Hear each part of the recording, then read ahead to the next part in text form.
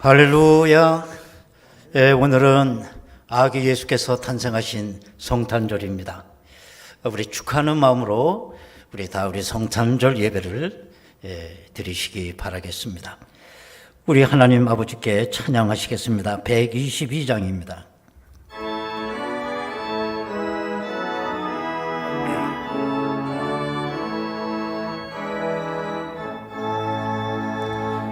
참 반가운 성도여 다 이리 와서 베들레헴 성 안에 가봅시다. 저 구유에 누이신 아기를 보고 엎드려 절하소. 엎드려 절하소. 엎드려 절하세. 구주 나셨네. 저 천사여 찬송을 높이 불러서 이 광활한 천지에 울리어라. 주 하나님 앞에는 영광을 돌려 엎드려 절하세. 엎드려 절하세. 엎드려 절하세. 구주 나셨네. 이 세상에 주께서 탄생할 때에 참신과 참 사람이 되시려고 저 동정녀 몸에서 나시었으니 엎드려 절하세. 엎드려 절하세. 엎드려 절하세. 구주 나셨네. 여호와의 말씀이 육신을 입어 날 구원할 구주가 되셨도다.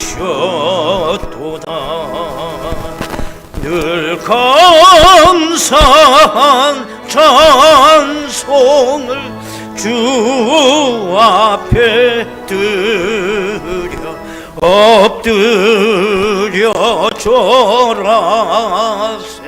엎드려 절하세. 엎드려 절하세. 구주 나셨네.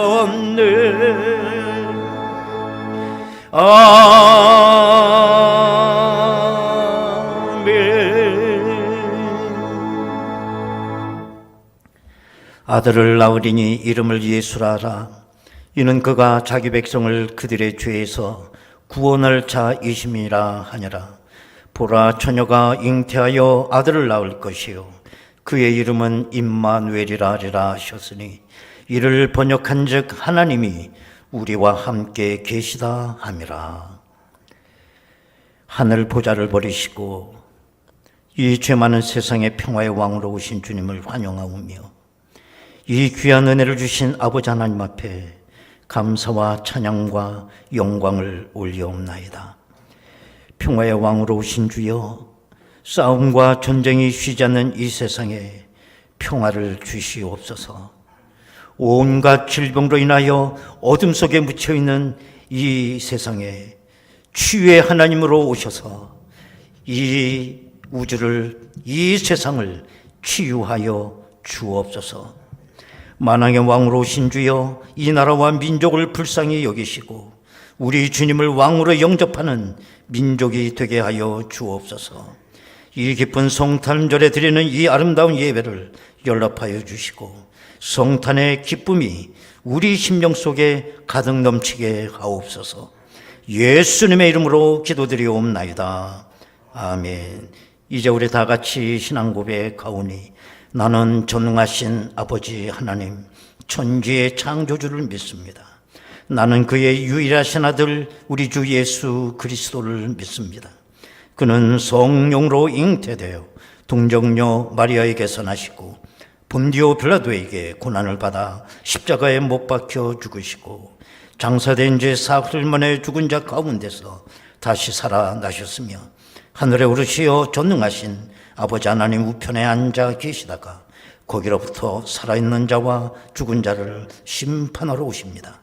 나는 성령을 믿으며 거룩한 공교회와 성도의 교제와 죄를 용서받는 것과 몸의 부활과 영생을 믿습니다. 아멘.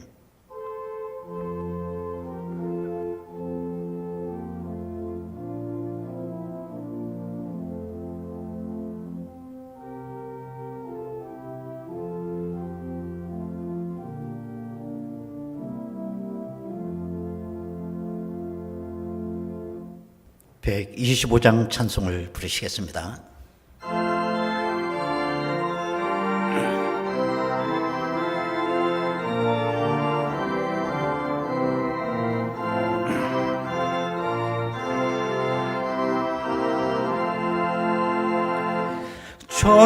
천사들의 노래가 하늘에서 들리니 산과 들이 기뻐서 메아리 쳐 울린다.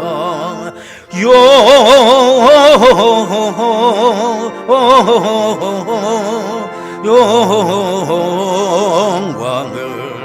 높이 계신 주께 영광을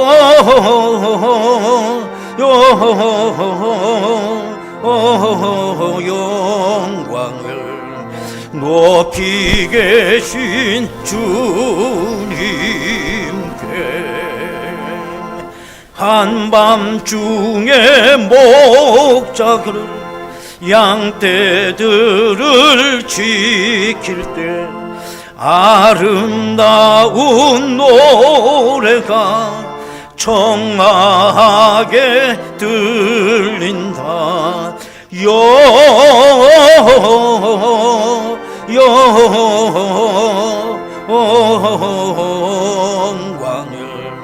높이 계신 주께 영광을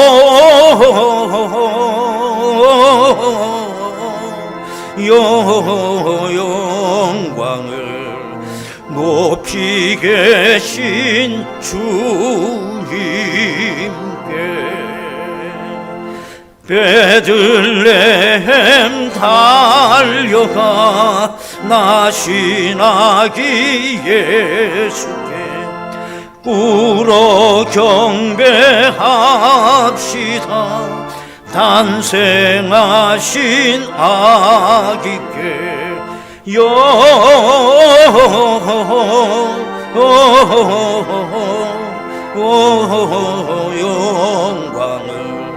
높이 계신 주께 영광을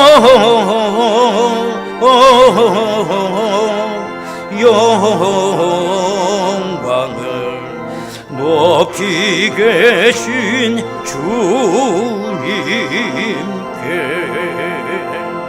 구유 안에 누이신 어린 아기 예수께 우리들도 다 함께 깊은 찬송 부르자.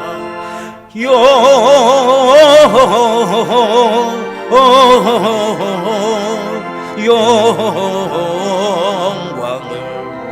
높이 계신 주께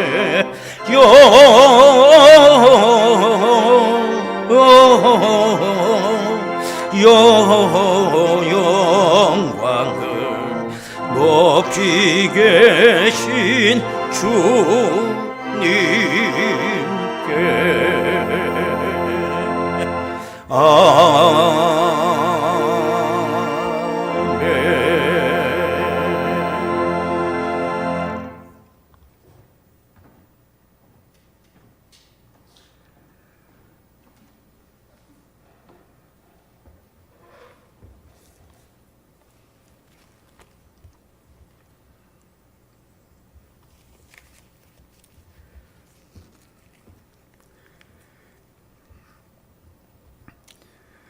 우리와 인류를 구원하시려고 예수님을 이 땅에 보내주신 하나님 아버지 감사합니다. 예수님 안에 참 기쁨이 있고 평안이 있고 그리고 소망과 영생과 천국이 있음을 감사 찬양 드립니다. 성탄절 예배를 영상으로 가정에서 작은 모임으로 예배를 드릴지라도 우리 주님 성령으로 임재하여 주셔서 은혜로운 시간이 되게 하여 주옵소서. 주님을 사모하며 주의 성전을 사모하며 내 마음속에 찾아오신 주님을 모시고 신령한 예배 드리게 하옵소서. 또한 이 기쁜 소식을 우리 이웃에게 전하여 함께 복받는 저희들이 다 되게 하여 주시기를 원합니다. 하나님, 코로나19로 인해서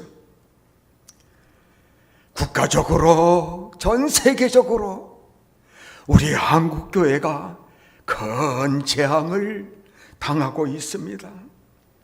아버지, 큰 어려움을 당하고 있는 이 형편을 주님 긍휼히 여겨주시고 용서하여 주시고 이 재앙을 속히 거두어 주옵소서. 하나님, 이제 지난 1년을 돌이켜볼 때에 우리는 너무 나태했고 때로는 게을렀고 또 우리 안에 분쟁과 시기와 그리고 다툼과 어둠도 있습니다. 아버지, 이 성탄절에 이 어둠의 세력을 다 물리쳐 주시고 용서하여 주시고 하나님이 주시는 참 기쁨과 감사와 찬양이 넘치게 하여 주시기를 원합니다. 아버지, 담임 목사님 가정과 그리고 부욕자님들 가정 그리고 우리 온 성도님들 가정을 지켜주셔서 이 재앙에 어려움 당하지 않도록 주님 보호하여 주옵소서. 특별히 세계 여러 곳에서 복음을 들고 어려운 환경에서 선교하는 선교사님과 그 가정을 주님 도와주시고 지켜주시기를 원합니다. 오늘도 주의 사자 담임 목사님 이제 귀한 말씀을 선포하실 때에 그 말씀이 불이 되어서 우리의 심령에 연약한 것, 악한 것들을 태워주시고 모든 질병을 고쳐주시고 주 안에서 참 자유를 누리는 은혜의 시간이 되게 하여 주시고 성령께서 친히 역사하여 주옵소서. 아버지, 예배를 돕는 모든 예배위원과 특별히 성탄절에 귀한 찬양을 준비하신 우리 교수님, 아버지 성대우의 복을 주셔서 하나님께 영광 돌리며 은혜로운 귀한 예배가 되게 하여 주옵소서. 구세주 예수님의 이름으로 기도드리옵나이다. 아멘.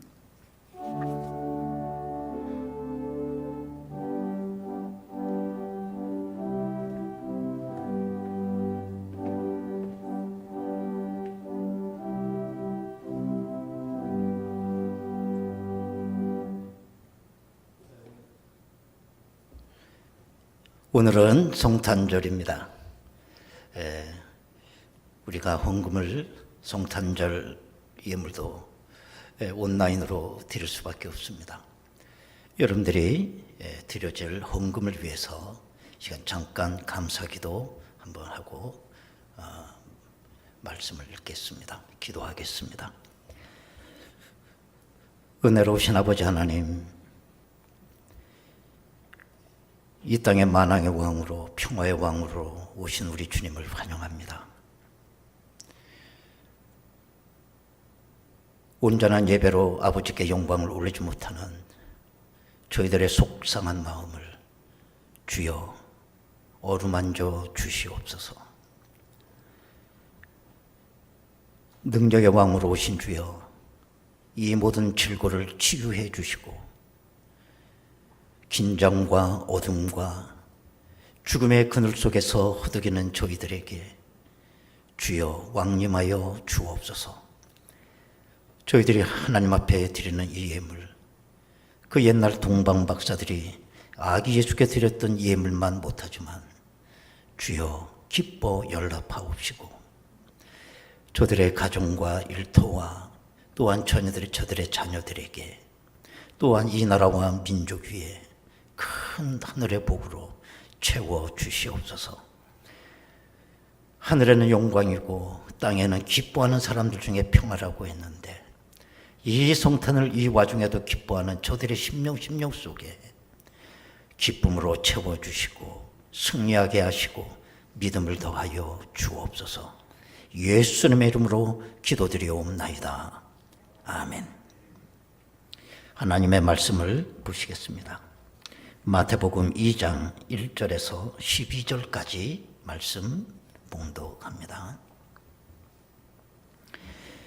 헤롯 왕 때에 예수께서 유대 베들레헴에서 나심에 동방으로부터 박사들이 예루살렘에 이르러 말하되 유대인의 왕으로 나시니까 어디 계시냐? 우리가 동방에서 그의 별을 보고 그에게 경배하러 왔노라 하니 헤롯 왕과 온 예루살렘이 듣고 소동한지라. 왕이 모든 대제사장과 백성의 서기관들을 모아 그리스도가 어디서 나겠느냐 물으니 이르되 유대 베들레헴이오니 이는 선지자로 이렇게 기록된 바 또 유대 땅 베들레헴아 너는 유대 고을 중에서 가장 작지 아니하도다.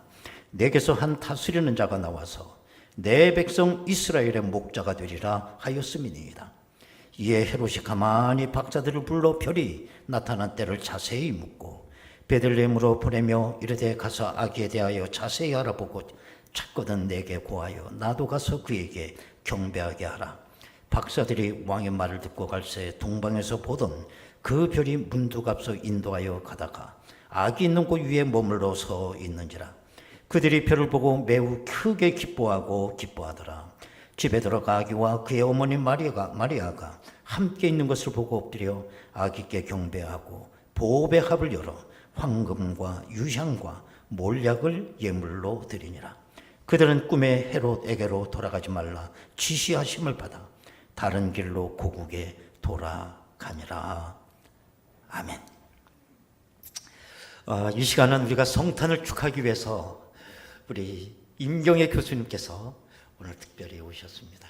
귀한 찬양으로 하나님 앞에 영광 올리시겠습니다.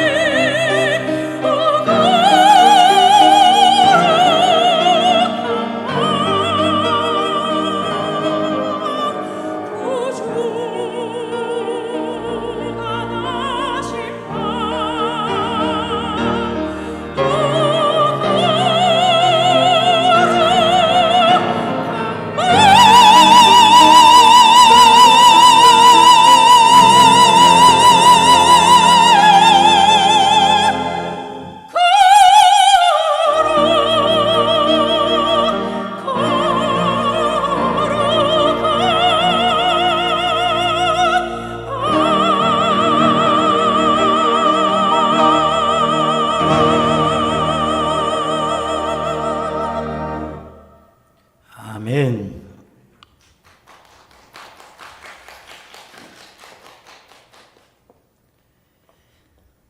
오늘은 성탄절입니다. 이렇게 코로나로 인하여 역사상 처음으로 영상으로 성탄절 예배를 드리게 되었습니다. 올해 이렇게 성탄절 예배를 드리면서 남다른 의미가 있다고 생각합니다. 첫 번째는 서글픈 생각이 있습니다. 이 기쁜 성탄절을 코로나 때문에 하나님의 거룩한 성전에서 드리지 못하고 이렇게 영상으로 드릴 수밖에 없는 현실이 너무너무 서글픈 거예요. 그러나 한편으로는 또 감사한 마음도 있습니다. 지금부터 2000년 전에 예수님께서 이 땅에 태어나실 때 그 첫 번째 크리스마스는 즐거운 성탄절이 아니었습니다. 헤롯 왕이 2살 이하의 모든 어린아이들을 전부 죽이라고 하는 그 명령 때문에 통곡 소리가 하늘을 찌르는 그 가운데 예수님은 애굽으로 피난을 가셔야만 됐던 겁니다. 이게 첫 번째 성탄절이었어요. 그때를 생각해 보면 그래도 이 추운 겨울에 우리가 편안하게 또 이렇게나마 예배를 드릴 수 있다는 거, 그것도 감사한 일이다, 이런 생각을 해보게 됩니다. 오늘은 하나님께서 인간의 육신의 몸을 입고 이 땅에 오신 날입니다. 신학적으로 성육신 또는 인카네이션이라고 하는 말을 사용합니다마는 이 사건이야말로 신비 중의 신비라고 할 수가 있습니다. 이 사건은 예수님께서 어느 날 갑자기 우연히 이 땅에 오신 게 아닙니다. 이미 구약시대 때 수천 년 동안 이 사건을 예언을 했습니다. 뿐만 아니라 구약시대 하나님의 백성들이 학수고대하며 이 사건을 기다렸던 것입니다. 오늘 이 본문을 통해서 이 땅에 오셨던 그 예수님의 그 탄생의 어떤 의미로 우리에게 은혜를 주시는가 한번 생각해 보도록 하겠습니다. 예수님께서 이 땅에 오셨을 때에 우주적 징조들이 여러 개가 나타났습니다. 그 중에 하나가 역사적으로 처음으로 밤하늘에 놀라운 별이 하늘에 떴다는 것입니다. 그런데 이 별을 누가 발견하느냐?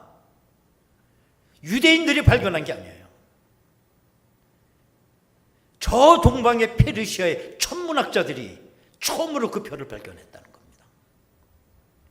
이 역사 천문학자들이라고 하는 이 사람들은 밤하늘의 별의 움직임을 관찰하면서 그 움직임을 따라서 국가의 흥망성쇠를 점을 쳤던, 그야말로, 그리고 이걸 갖다 왕에게 보고했던 페르시아에서 가장 최고위급 정부 인사라고 볼 수가 있습니다. 이 천문학자들이 그 별을 보는 순간 심상치 않음을 받습니다.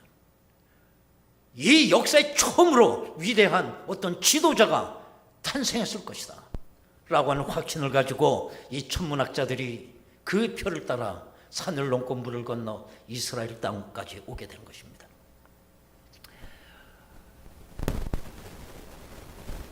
이 동방에서 온 이 박사들은 맨 처음에 헤롯 왕궁을 찾아갑니다. 그건 상식적으로 이 땅에 위대한 왕, 지도자가 태어났다면 그 정보를 왕궁이 알고 있을 거다라고 하는 그 상식에 근거해서 헤롯 왕궁을 찾아간 것입니다. 박사들은 헤롯 왕에게 질문했습니다. 유대인의 왕으로 나시니까 어디 있느냐? 우리가 그에게 경배하러 왔다 그랬습니다. 이 소식을 접한 헤롯, 과연 이 헤롯은 어떤 사람인가?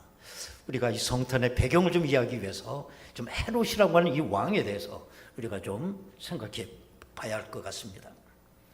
헤롯 왕은 유대인의 왕이었지만 유대인이 아니었습니다. 더 정확하게 말하면 절반은 유대인이었고 절반은 에돔 족속, 특별히 이두메라고 하는 그 지역 사람의 피가 같이 흘렀습니다. 혼혈인이었습니다. 자, 그렇기 때문에 이 헤롯은 자기가 혼혈인이라고 하는 이것 때문에 어마어마한 열등을 시켰었던 것입니다. 지금은 글로벌 시대이기 때문에 국제 결혼이 일반화된 거고 혼혈아가 그렇게 이상하지 않지 않습니까? 그러나 제가 어렸을 때만 해도 그렇지 않았어요. 혼혈아가 있으면 늘 놀림거리였습니다. 손가락질했습니다. 자, 그런데 2000년 전에 유대 사회에서 혼혈인이라고 하는 건 엄격한 율법에서 용납이 안 되는 것이었습니다. 우리가 그 예를 들면 그 사마리아 사람들을 얼마나 유대인들이 멸시를 했습니까? 그 이유는 이스라엘이 남왕국과 북왕국으로 분열이 됐을 때에 이 북왕국 이스라엘은 수도가 사마리아였어요. 그것 때문에 사마리아 사람이라고 불려지게 된 것입니다. 그런데 이 북왕국 이스라엘이 아수르에게 멸망을 당하고 저들은 영적으로 아수르의 우상을 숭배했을 뿐만 아니라 육적으로는 아수르 사람과 혼인을 해서 피를 섞은 거예요. 순수한 혈통을 생명처럼 여기는 유대인에게 있어서 이거는 용납할 수가 없는 것이었습니다. 그래서 사마리아 사람들을 그렇게 사람 취급 안 한 것입니다. 이 사실을 헤롯도 다 알고 있습니다. 때문에 자기가 혼혈인이라는 것 자체가 스트레스였어요. 그런데 이 헤롯은 어떻게 유대인의 왕이 됐을까? 그건 아버지 때문이었습니다. 아버지의 이름은 안티파테르라고 하는 그 사람인데 그 장군이었습니다. 그런데 헤롯의 아버지도 혼혈인이었어요. 그때의 로마 황제는 시저 황제였는데 시저 황제가 이집트를 점령할 때 헤롯의 아버지 안티파테르가 어마어마한 혁혁한 공을 세우게 돼요. 그래서 로마 정부는 그 공을 인정해서 그 헤롯 아버지의 영고가 있는 유대 지역의 최고의 행정관으로 임명을 합니다. 그리고 더 나아가 로마는 안티파테르라고 하는 이 아버지에게 왕족의 칭호를 부여해요. 그 아버지 덕분에 이 헤롯이 유대 지역의 분봉왕 왕이 될 수가 있었던 겁니다. 헤롯은 자기가 혼혈인이라고 그 열등의식을 알고 있기 때문에 그가 왕이 되자 다른 왕과는 달리 아주 유대인들에게 극진한 선정을 베풀어요. 제일 먼저 한 일이 뭐냐면 세금을 깎아주는 일이었습니다. 많은 왕들이 왕이 되면 세금을 올려서 그 세금을 가지고 화려한 자기 왕궁을 건축했는데 헤롯은 그렇지 않은 거예요. 또 뿐만 아니라 이 헤롯 왕은 유대인들이 뭘 원하고 있는지 정확하게 파악하고 있었습니다. 솔로몬 성전이 무너진 후에 성전이 없이 지내는 바로 이 유대인들이 성전을 갖기를 원한다는 걸 헤롯 왕은 잘 알고 있었습니다. 그는 원래 처음부터 건축술의 조예가 있는 사람이었기 때문에 그 유대인들의 그 마음을 잘 파악을 해서 성전을 건축합니다. 동서남북으로 축대를 쌓아올리고 성전 부지를 4만 평을 조성합니다. 이거는 예루살렘 전체 땅의 20%에 해당되는 아주 넓은 땅이었어요. 그 성전 부지 한 복판에 히람 양식으로 헤롯이 자기 왕궁을 짓는 게 아니라 어마어마한 성전을 건축합니다. 그걸 헤롯 성전이라고 그래요. 그리고 그 성전을 유대인에게 주었습니다. 그러자 유대인들은 얼마나 기뻐했는지 몰라요. 그리고 몇 년 후에 이스라엘의 흉년이 들었을 때에 헤롯은 자기가 잔치상 때 사용하는 아주 귀한 금그릇을 유대인에게 내줘요. 그리고 금그릇을 팔아서 양식을 사서 유대인들에게 다 나눠주게 됩니다. 이럴 때 유대인들이 헤롯을 가리켜 대왕이라고 불렀던 거예요. 그런데 헤롯이 이제 나이가 들어가면서 성격이 이상하게 변하기 시작했습니다. 헤롯에게 있어서 가장 약점이 있다고 하면 여자를 좋아하는 일이었어요. 그래서 헤롯은 10명의 아내를 두었고 그 10명의 아내를 통해서 수십 명의 아이들을 낳습니다. 그럼 한번 여러분 생각해 보십시오. 헤롯의 가정이 어떠했겠습니까? 그 10명의 부인들의 그냥 끊임없는 암투가 있었고 그야말로 늙어가는 헤롯 왕의 뒤를 이어서 누가 왕위를 이어갈 거냐, 그 자녀들이, 수업 많은 자녀들이 다툼이 끊이지 않았던 것입니다.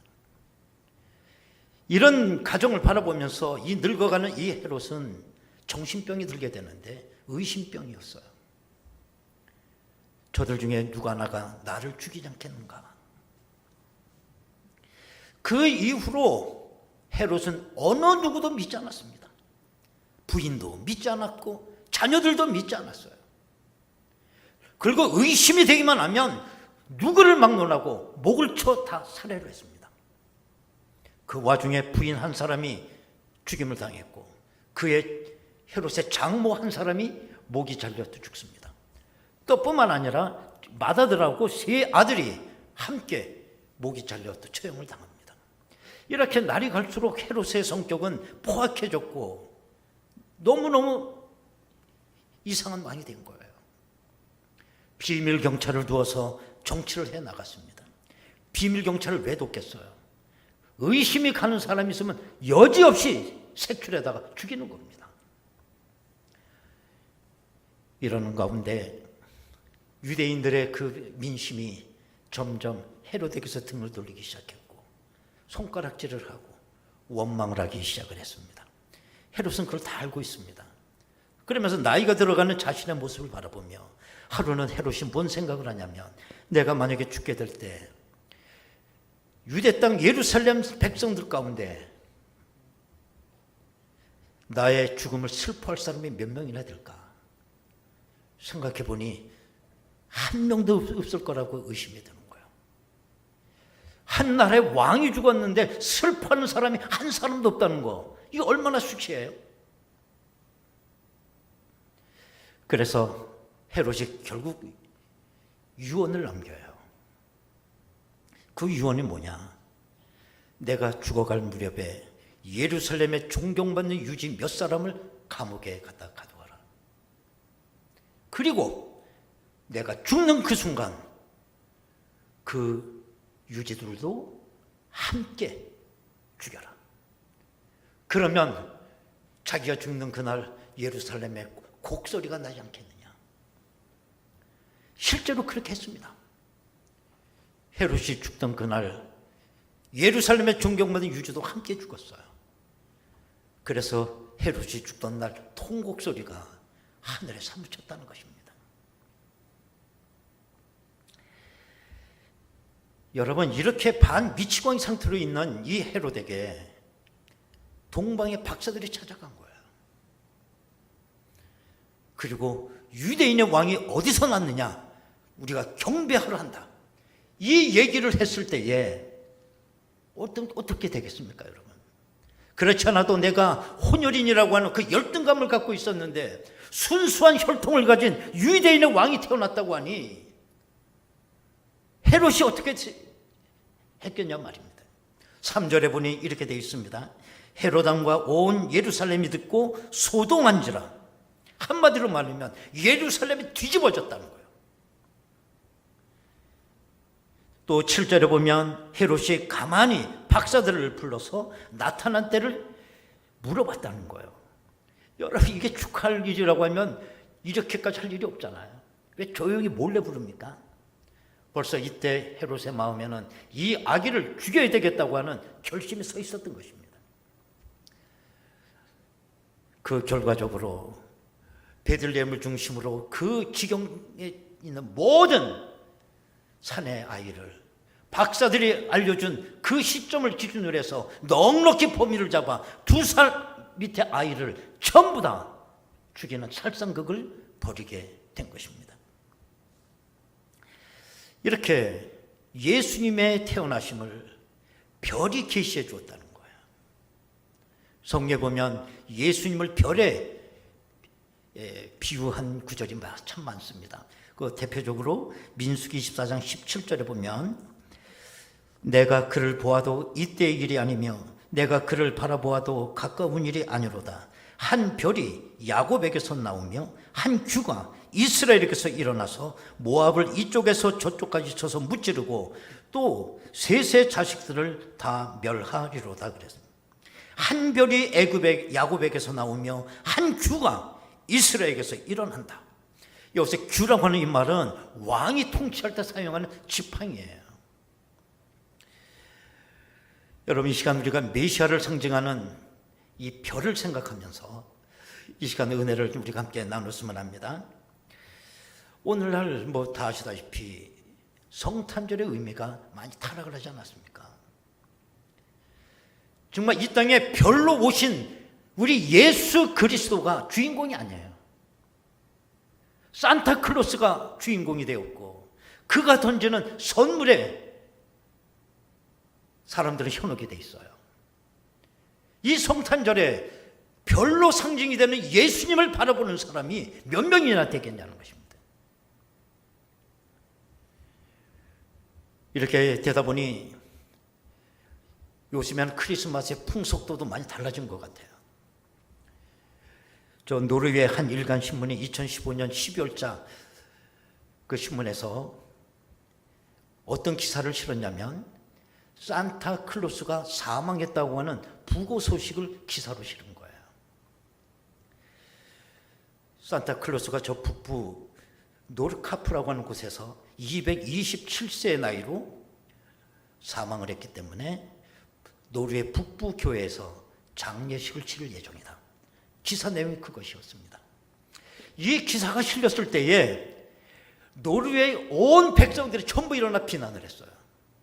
그 비난한 이유가 뭐냐? 이 신문 기사는 노르웨이의 모든 어린아이의 동심을 파괴했다 라고 항의를 한 것입니다. 이렇게 여론이 들끓게 되자 그 신문사는 산타클로스가 사망했다는 그 소식은 오보였다고 정정 보도를 하게 됩니다. 그리고 이와 관련된 웹사이트 모든 걸 다 내려놓는 이런 곤욕을 치렀다는 거예요. 우리나라도 마찬가지입니다. 며칠 전까지 인터넷에서 떠든 그 기사가 뭐냐? 성탄절이 1월달로 옮겨졌다고 하는 기사가 이렇게 실린 거예요. 그럼 왜 성탄절이 1월로 옮겨졌느냐? 저 해외에서 들어오는 산타클로스가 우리나라 왔는데 2주간 격리 중이다. 그래서 성탄절을 1월달로 옮겼다. 뭐 그런 이야기도 또 인터넷에 돌기도 했습니다. 또 어떤 경우는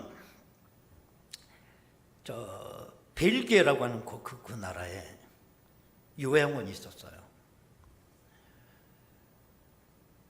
근데 어떤 그 자원봉사자가 그 노인들에게 성탄 선물을 좀 해야 되겠다 이런 마음을 먹고 산타클로스 복장을 하고 요양원에 들어가서 그 노인들에게 정말 성탄 선물을 다 갖다 준 겁니다. 근데 그 이후에 어떻게 됐느냐? 그 요양원에서 75명의 코로나 확진자가 발생한 겁니다. 그래서 이 당국에서 역학조사를 해봤더니 며칠 전에 왔던 산타클로스가 마스크를 안 쓰고 온 거야. 그래가지고 역대 최악의 성탄 선물이다 산타클로스라고 하는 그런 기사도 제가 봤습니다. 여러분 오늘 본문을 통해서 우리가 어떤 교훈을 얻게 되느냐? 예수님의 탄생을 별이 계시해 주었어요. 이 별을 바라보며 우리가 어떤 은혜를 받아야 될까? 첫 번째는 예수님이 온 인류의 구세주라는 것입니다. 아까도 말씀드렸지만은 밤하늘에 메시아를 상징하는 별이 떴을 때 그 별을 발견한 사람이 누구냐? 이스라엘 백성이 발견한 거 아니에요. 하나님을 전혀 알지도 못하는 저 동방의 페르시아의 천문학자들이 그 별을 발견했다는 것입니다. 그리고 이 별의 소식을 누가 가서 전해주었느냐? 이스라엘 사람들이 전해준 거 아니에요. 저 동방에 하나님을 알지 못하는 천문학자들이 이스라엘 땅까지 와서 그 소식을 전해주었다는 것입니다. 이것은 뭘 말하나요? 예수님은 예루살렘의 구주가 아닙니다. 한국의 구주가 아닙니다. 예수님은 온 인류의 구주이심을 우리가 알아야 되겠습니다. 이것이 우리에게 사명을 주는 거예요. 누가 별을 가서 증거해 줄 거냐? 단 한 사람입니다. 누구냐? 별을 본 사람이어야 돼요. 지금 이 순간도 별을 보는 사람들이 얼마나 많습니까마는 메시아의 별을 보는 사람이 없다는 거예요. 별을 보지 못하면 별을 증거할 수가 없어요. 또 우리는 늘 땅을 쳐다보고 살기 때문에 하늘을 볼 일이 없습니다. 정말 우리는 별을 증거하는 이 사명을 우리가 다시 한번 깨달아야 되겠다는 것입니다. 이것이 바로 한국교회의 책임이고 저와 여러분의 책임이고 고천중앙교회가 존재하는 이유라고 저는 믿습니다. 두 번째로, 예수 그리스도는 저 하늘에 떠 있는 그 별과 같이 영원히 빛나는 분이라는 겁니다. 예수님은 촛불도 아니고 예수님은 모닥불도 아닙니다. 촛불을 켰다고 하면 그 방 안에 있는 몇 사람만 희미하게 볼 것입니다. 그러나 예수님은 모든 인류가 전부 볼 수 있는 영원한 별입니다. 영원한 빛이신 것입니다. 모닥불이라고 해봐야 몇 시간 타면 다 숯불로 변하고 말 거예요. 그러나 우리 예수님은 영원히 꺼지지 않는 빛인 줄로 믿습니다. 그런데 어리석은 세상 사람들은 예수님을 4대 성인 중에 한 사람이라고 얘기하지 않습니까? 뭐 마호멧, 또 무슨 석가, 무슨 뭐 공자, 거기에 예수님까지 하나 넣어서 4대 성인이라고 해요. 이거 얼마나 무식한 이야기인 줄 알 수가 없어요. 물론 뭐 석가나 무슨 뭐 마호멧이나 공자나 무슨 좋은 말 교훈도 남겼어요. 그러나 그건 촛불에 불과한 겁니다. 모닥불에 불과한 거예요. 반짝이게 꺼져버리는 겁니다. 정말 우리가 마호메트를 믿고 죄사함 받았다는 얘기 들어보셨나요? 공자의 교훈 그대로 다 지켰더니 구원을 받고 천국 갔다는 말 들어보셨나요? 저들은 다 이 땅에 있었던 촛불에 불과한 존재들이었습니다. 그러나 예수님은 우리의 별이고 영원한 별이고 꺼지지 않는 빛이고 모든 사람이 쳐다볼 수 있는 영원한 빛이라는 사실을 믿으시기 바랍니다. 세 번째로 별이 우리에게 주는 교훈은 뭐냐? 예수님만 우리의 영원한 인도자라는 것입니다. 동방 박사가 그 별을 따라 끝까지 왔더니 마지막에 생명의 메시아를 만나더라는 것입니다. 여러분들 경험을 따라가지 마십시오. 여러분의 경험의 마지막은 뭐예요? 많은 사람들의 여론에 좌지우지되지 마십시오. 여론이 여러분의 인생을 책임지지 못합니다. 동방 박사들은 지도책을 펴두고 따라간 거 아닙니다. 동방 박사들은 내비게이션을 꽂고 찾아간 거 아닙니다. 별을 보고 따라, 별을 보고. 별을 따라 산을 넘고 물을 건너 별이 선 곳에 나도 섰고 별이 움직이면 나도 움직였습니다. 왜 그렇습니까? 별의 가치를 알고 있었기 때문에. 우리도 그 별을 따라가야 됩니다. 별이 우리의 삶을 인도합니다. 그 별의 인도에 목숨을 걸어야 됩니다. 그 마지막은 메시아를 만나게 될 것입니다. 요한복음 14장 6절에서 예수님 말씀하시기를 예수께서 가라사대 내가 곧 길이요 진리요 생명이니 나로 말미암지 않고는 아버지께로 올 자가 없느니라 말씀하셨습니다. 여러분 지금까지 어디만 쳐다보고 오셨습니까? 땅만 쳐다보셨나요? 하늘을 보시기 바라요.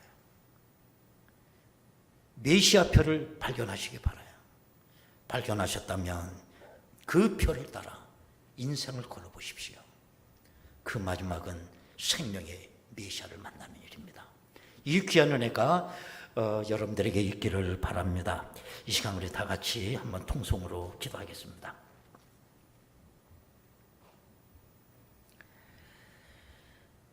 예수님께서 이 세상에 오셨을 때 그 탄생을 별이 계시해 주셨습니다. 그 별을 발견한 사람들은 그렇게 메시아를 기다렸던 유대인이 아니라 저 멀리 동방에 있는 페르시아의 천문학자들이 발견했습니다. 저들은 별에다가 목숨을 걸었습니다. 그 먼 거리를 목숨을 걸고 별을 따라와 봤더니 마지막은 생명의 메시아를 만났다는 겁니다. 많은 사람들이 땅만 쳐다보고 살아갑니다. 하늘의 별들을 너무 낭만적으로 쳐다보고 있어요. 그 많은 별 가운데 생명의 빛이신 메시아의 별을 발견하셔야 됩니다. 하나님 아버지, 그 별을 따라 별이 인도하시는 대로 우리 따라가는 저희들이 되게 하여 주옵소서. 인생의 지도책은 마지막은 사망입니다. 저 별만 나의 영원한 인도자가 되시는 줄로 믿습니다. 우리 다 그 별을 따라갈 수 있도록 주여 인도하여 주옵소서. 예수님의 이름으로 기도하옵나이다. 아멘. 찬송가 123장 찬송 부르시겠습니다.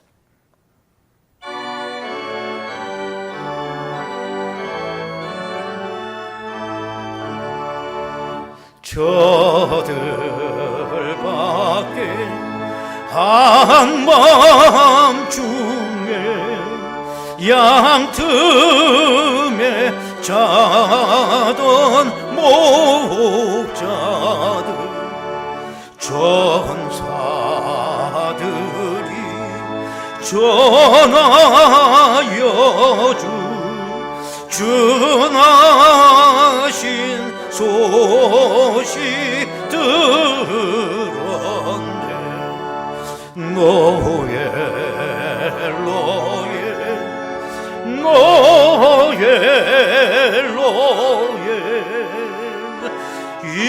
이스라엘 왕이 나셨네. 저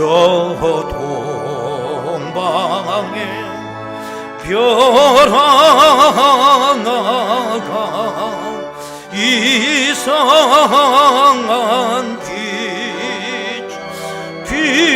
비추어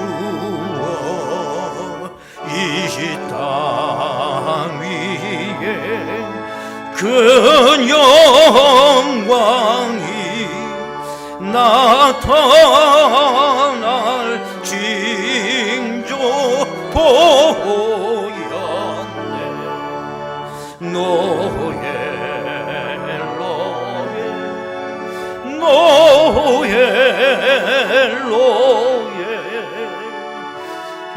이스라엘 왕이 나셨네.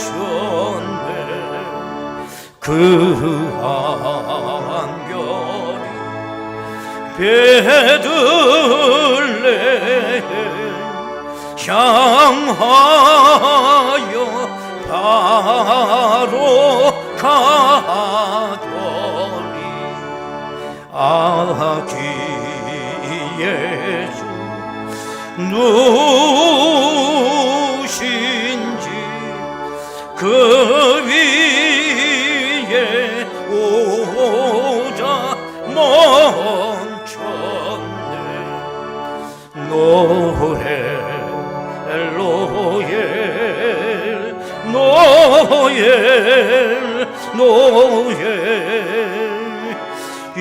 이스라엘 왕이 나셨네. 저 동방에 박사들이 새아기 복 절하고 그 보배가 다 열어서 세 가지 예물 드렸네.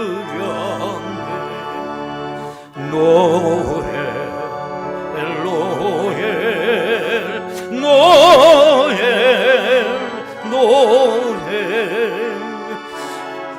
이스라엘 왕이 나셨네. 아멘.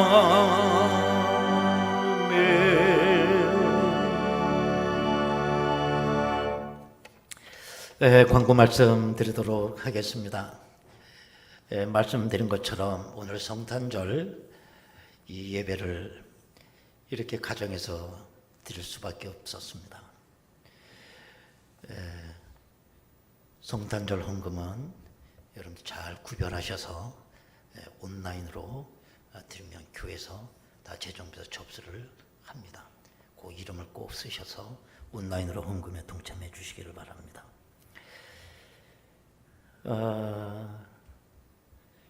다음 주에 이제 우리 올해 이제 마지막 송년주일이 되겠는데, 송년주일도 마찬가지로 이렇게 영상으로 드리게 됩니다.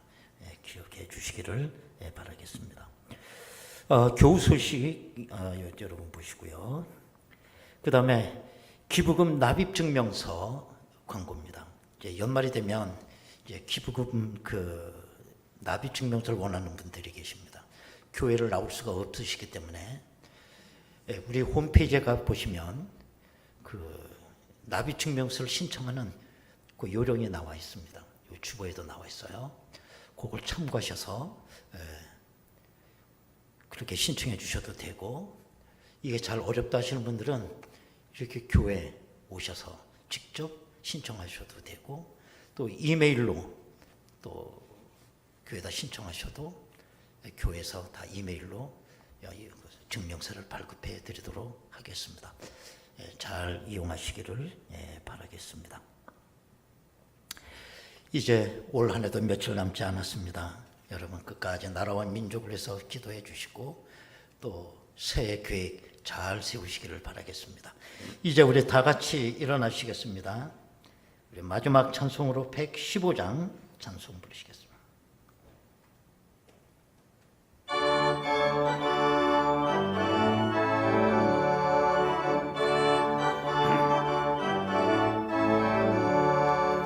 기쁘다 구주 오셨네, 만백성 맞으라 온 교회여 다 일어나 다 찬양하여라 다 찬양하여라 다 찬양하여라.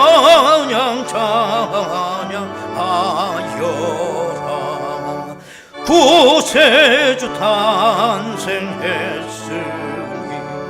다 찬양하여라. 이 세상에 만물들아 다 화답하여라 다 화답하여라 다 화답하여라.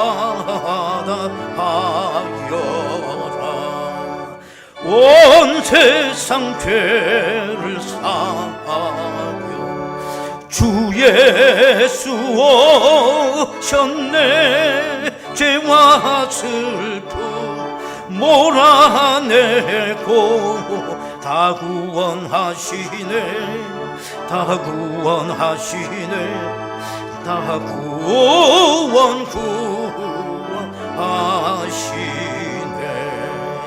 은혜와 진리 되신 주 다 주관하시니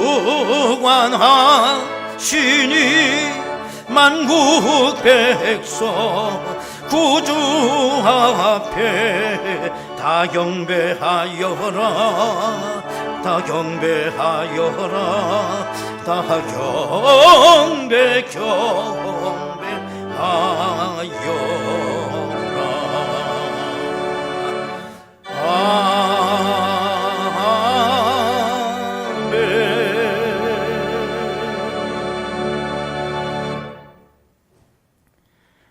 지금은 우리 주 예수 그리스도의 은혜와 아버지 하나님의 극진하신 사랑하심과 성령님의 감동하시고 내주 충만 교통 역사하심이 아기 예수의 탄생을 축하하며 그 은혜와 복을 누리기를 원하는 저희들 심령 위에, 저들의 가정과 일터와 자녀들 위에, 이 재단에 속해 있는 모든 권속들 위에, 이 나라와 민족 위에 지금으로부터 영원토록 함께 하시옵기를 간절히 축원하옵나이다.